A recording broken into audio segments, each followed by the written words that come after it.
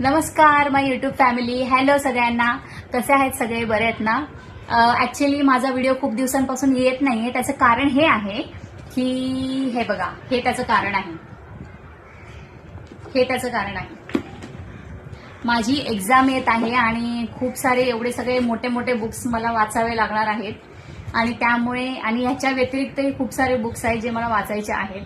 तर एक्झाम जवळ आले त्यामुळे मला व्हिडिओ शूट करता येत नाहीये. पण प्लीज तुम्ही असेच ट्यून राहा.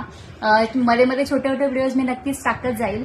व्हिडिओ बनवण्याचं कारण हे आहे की आपण असा विचार करतो की मुलींचं लवकर लग्न करून देऊया किंवा लवकर तिया सासरी जाऊया. पण माझं असं वैयक्तिक मत आहे की जे मी स्वतः फेस करते, माझा अनुभव सांगते की जोपर्यंत मुलींनो तुम्ही बॅचलर आहात तोपर्यंत तुम्हाला जे काही करायचं आहे, तुमचं जसं भविष्य घडवायचं आहे तसं घडून घ्या. कारण की लग्न झाल्यावर तेवढा वेळ मिळत नाही.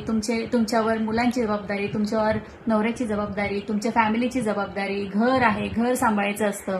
प्लस तुम्ही जॉब करणार, मग तुमचा जॉब सांभाळायचा असतो. प्लस तुम्हाला असं हे स्ट्रगल करावं लागतं.